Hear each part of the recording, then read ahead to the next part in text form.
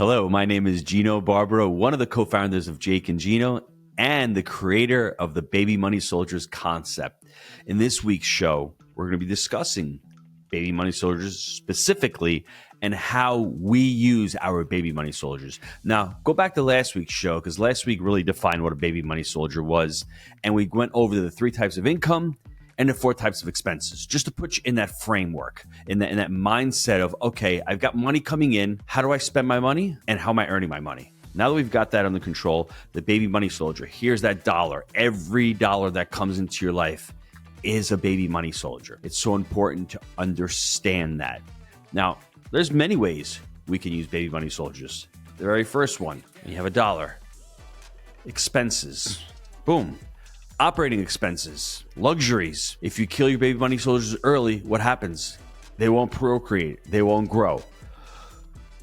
So please start writing this down. If you got a piece of paper, it's important because once you understand these simple concepts and you start following these rules, inevitably you will become wealthy. Because I've never seen a person create true wealth and create true financial freedom without the ability to save some of their money, Baby Money Soldiers, and to reinvest them and to let them grow. Ask yourself, are you working hard for your money or is your money working hard for you? My money was not working hard for me before I met Jake.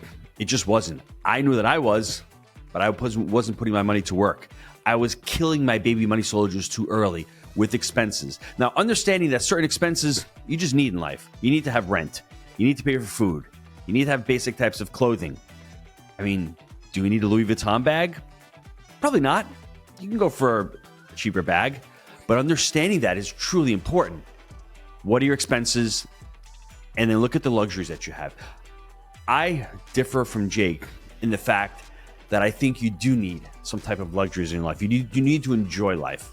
But just understand early on when you're starting out your career, your investing career, and you're trying to become financially free, every dollar that you put towards that vacation that you really don't need, or every dollar that you put towards that luxury, like jewelry or an expensive car or a high mortgage for that house, you're really killing your Baby Money Soldiers. So understand that. Now, as you start to grow and you start putting your Baby Money Soldiers on the side and you start saving them and you start investing them and you start allowing your investments to pay for those luxuries, different story. I want you to get to that point where your savings and your investments pay for those luxuries.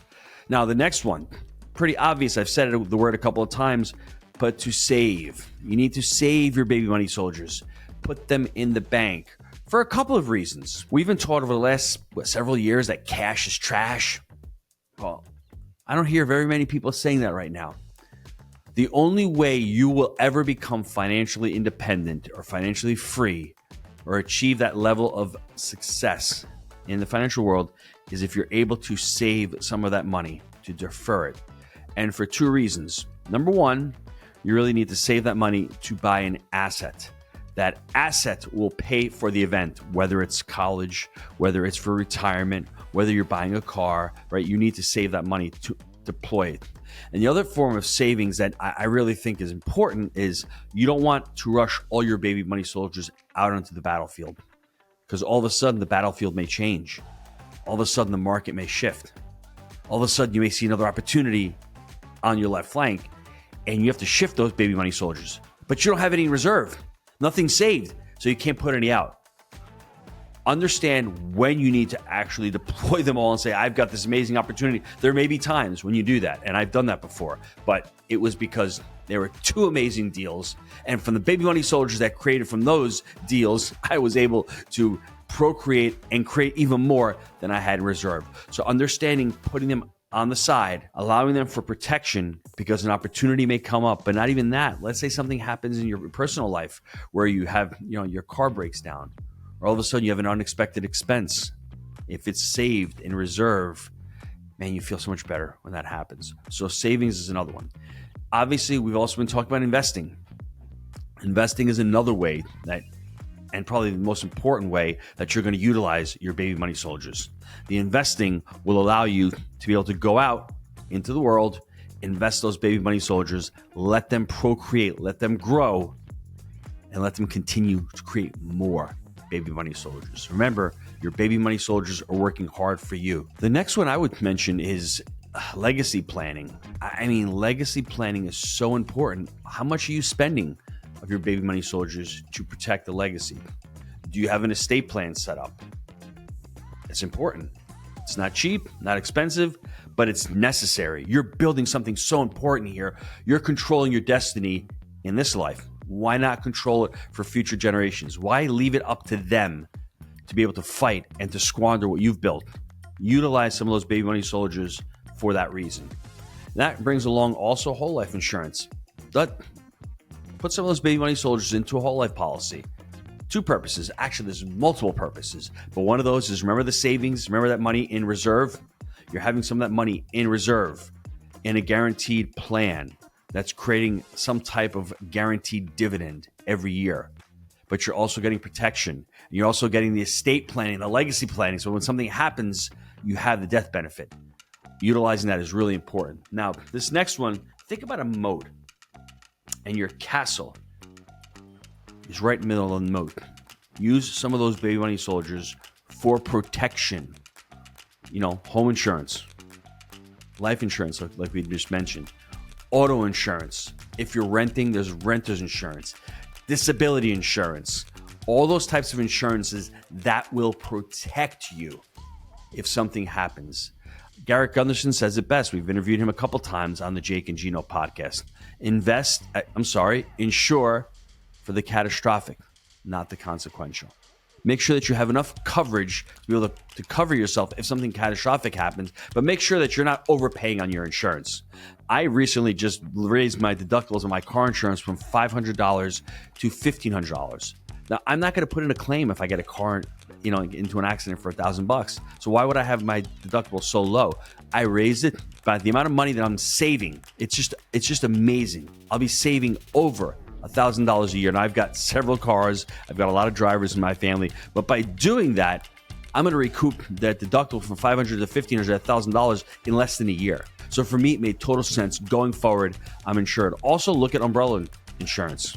I've got a $5 million policy for umbrella insurance. It's important that you're protecting yourself and your family. So understand what that protection looks like. Now, the other one, I got 3 more for you here. Education, which is truly important. It looks like an expense. You're pulling money out, you're going to college, you're going to the Jake and Gino program, you're doing these masterminds. But education, look at it as an investment because it's something that you're learning. It's a skill that you're learning that you're able to utilize into the future to be able to earn more money. Now, charity is a great way to utilize your baby money soldiers. It is an excellent way to create impact from those baby money soldiers that you've been creating. Understand that that's a nice bucket to have there to be able to say to yourself, wow, I've made these baby money soldiers. Let me see where I can divert some of them and start creating impact in other people's lives because they've created so much impact in my life. Now, this last one, I like it because it's sort of a spin-off on the baby money soldier. But think of this. When you go to a bank, you're going to a bank in real estate, and you're out there and you're loaning money from the bank. We call that money mercenaries. We're borrowing money from the bank. And what do you do with mercenaries? You have to pay mercenaries to be able to fight for you. And that's what you're doing when you're borrowing money from a bank. You're paying that bank interest, aren't you? So every time you see yourself going to a bank or you're going to private money or wherever that is, what is that return on the money? What is the cost of that money? Like there's a cost associated with it, which is interest rates and possibly points, but it's okay that there's a cost. You're able to utilize those baby money soldiers, put them on your battlefield and go and conquer more properties. That's the goal. That's why when you hear people say debt is bad, debt may be bad if it's used unwisely or if it's used for your personal life. But if it's used for your business life, if you're using baby money soldiers as mercenaries in your business life to go out and to conquer more properties. And then once you take over another property, you fix that property up. That property gets repositioned, as we say in multifamily. And then all of a sudden you refinance that property and you pull out all those baby money soldiers. Now you have more baby money soldiers to go out there and to fight.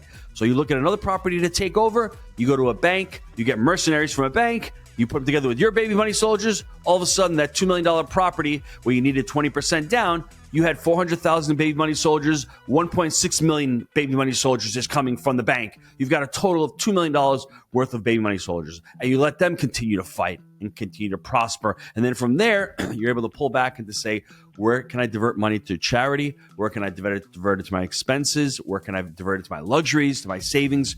Once you understand that concept, that's the true path to wealth creation and to creating a legacy. Because once you're able to control the flow of your money, you're able to divert it to wherever you need it. And the most important thing with baby money soldiers is not to kill them off, especially early on. You want them to go out on that battlefield, whatever battlefield it may be. If you're doing crypto, if you're buying stocks, if you're buying bonds, if you're in a fix and flip market where you're flipping real estate, you want to continue to invest those baby money soldiers there and continue to procreate. That is the path to true financial freedom. Now, in the next show, this is important because we've talked about expenses. Now we've talked about how the way people use them. I really want to dive into the different mindsets. What's the difference between a poor person's mindset, a middle person's mindset, and a wealthy person's mindset? How does each of those mindsets, not how much do they each earn, but their mindsets, how do each of those mindsets utilize their baby money soldiers? And if you want to be wealthy, there are certain things that wealthy people do with their baby money soldiers. Once again, they don't kill them early. They continue to invest in them.